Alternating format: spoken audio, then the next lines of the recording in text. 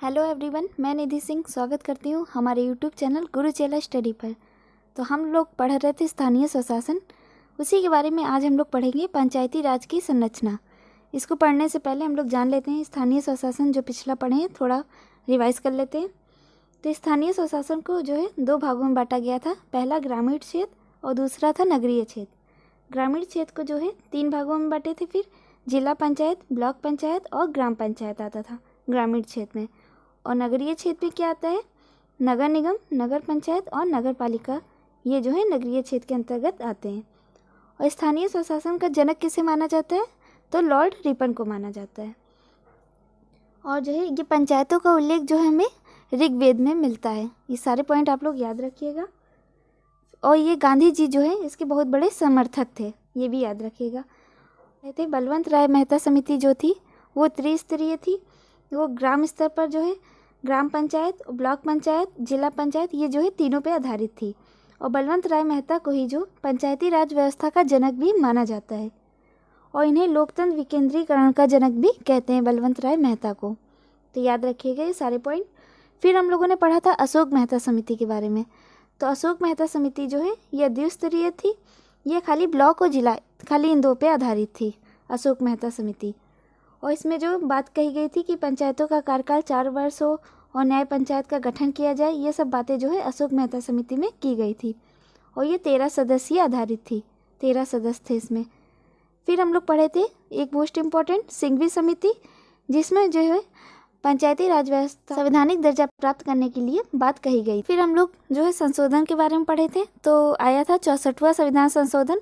उस समय जो है राजीव गांधी की सरकार थी, तो इसे लोकसभा में तो पारित कर दिया गया था पंचायती राज व्यवस्था अपनाने के लिए, लेकिन जो है राज्यसभा में ये नहीं पारित हुआ था।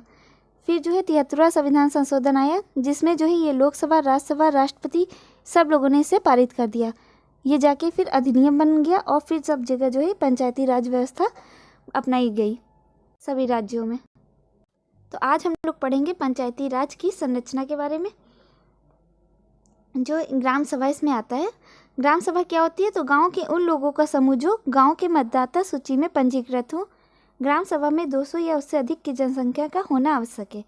मतलब जो 18 वर्ष से ऊपर के लोग हैं, वो जिनकी वोटर आईडी कार्ड बनी हो, वो सब इसमें ग्राम सभा में आते हैं। और अगर 200 से कम जनसंख्या है तो दूसरे गाँव को भी इसमें शामिल कर लिया जाता है ग्राम सभा में। फिर हम लोग पढ़ेंगे ग्राम पंचायत। तो ग्राम पंचायत को हम समझते हैं, मान लीजिए कोई एक गाँव है, उसमें जो है कई वार्ड होते हैं, जैसे 1, 2, 3, 4, 5, यह अलग अलग वार्ड हैं।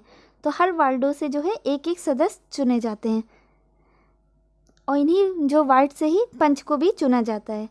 और गांव का मुखिया जो होता है वो प्रधान होता है। कोई भी अगर कुछ बनवाना होता है, जैसे नाली वाली या कुछ भी बनवाना हो, तो वो प्रधान का कार्य होता है कि वो बनवाएगा। और अगर उसमें कोई विवाद या कुछ होता है तो वो जो है सरपंच जो है उसमें न्याय करते हैं।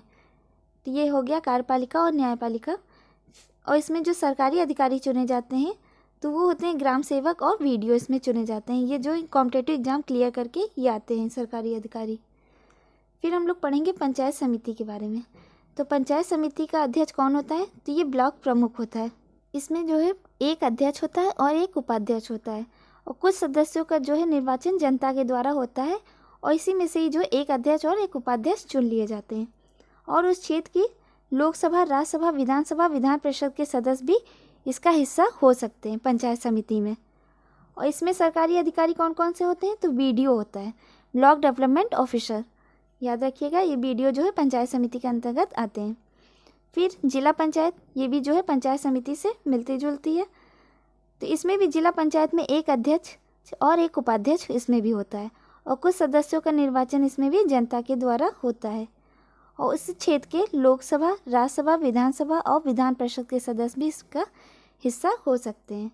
और इसमें सरकारी अधिकारी कौन आते हैं, तो इसमें सीईओ आते हैं, चीफ एग्जीक्यूटिव ऑफिसर इसमें आते हैं जिला पंचायत में। तो आज हम लोगों ने पढ़ा ग्राम सभा की संरचना के बारे में। अब कुछ महत्वपूर्ण बिंदु हम लोग पढ़ लेते हैं। आंध्र प्रदेश ही भारत का एकमात्र ऐसा राज्य है जहाँ अल्पसंख्यकों के लिए पंचायत में आरक्षण की प्रावधान किया गया है। जहाँ अल्पसंख्यकों के जो है पंचायत में आरक्षण की बात कही गई है, तो ये किसमें है, आंध्र प्रदेश में। मध्य प्रदेश, बिहार, उत्तराखंड जो के पंचायत अधिनियम में महिलाओं के लिए पंचायत के तीनों स्तरों में जो 50% आरक्षण की बात कही गई है। ऐसे तो महिलाओं का आरक्षण जो 1/3 है, लेकिन जो ये मध्य प्रदेश और बिहार उत्तराखंड जो है, इन तीनों जगह 50% आरक्षण की बात कही गई है महिलाओं के लिए। फिर थर्ड पॉइंट, राष्ट्रीय पंचायती राज दिवस हम लोग कब मनाते हैं? तो 24 अप्रैल को मनाते हैं। ये पूछ लेते हैं, याद रखिएगा। भारत में पंचायती राज व्यवस्था के वास्तुकार कौन है? तो बलवंत राय मेहता थे। त्रिस्तरीय आधारित थी इनकी। और ये स्वतंत्र भारत के प्रथम पंचायती राज मंत्री कौन थे? तो SK डे थे। ये जो थे स्वतंत्र भारत के पंचायती राज मंत्री थे, SK डे।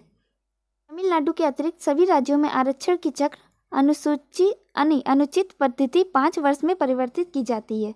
तमिलनाडु राज्य में यह 10 वर्ष रखी गई। जो आरक्षण की चक्र अनुचित पद्धति है, जो हर राज्यों में वो चेंज होती है, 5 वर्ष में परिवर्तित की जाती है, लेकिन जो तमिलनाडु राज्य है वहाँ पर ये 10 वर्ष ही रखी गई है। कुछ राज्यों के पंचायत अधिनियम में न्याय पंचायत का भी प्रावधान किया गया है। जैसे कौन कौन से? तो पंजाब, हिमाचल प्रदेश और बिहार, ये सब जगह है न्याय पंचायत का भी प्रावधान किया गया है इन सब जगह। अनुसूचित जनजातियों से परिपूर्ण अरुणाचल प्रदेश में अनुसूचित जाति SC जो है उसके आरक्षण का कोई प्रावधान नहीं है। मतलब अरुणाचल प्रदेश जो है अनुसूचित जनजातियों से परिपूर्ण है, लेकिन जो है इसमें SC जो है SC का आरक्षण का कोई प्रावधान नहीं दिया गया है। यह व्यवस्था जो है 83वें संविधान संशोधन 2000 के द्वारा की गई है। आज हम लोगों ने पढ़ा पंचायती राज की संरचना के बारे में। कल आगे हम लोग इसके बारे में पढ़ेंगे। और आपको ये वीडियो पसंद आई होगी। ऐसे ही वीडियो पाने के लिए हमारे चैनल को लाइक करें एंड सब्सक्राइब करें और बेल आइकन को दबाना ना भूलें। धन्यवाद।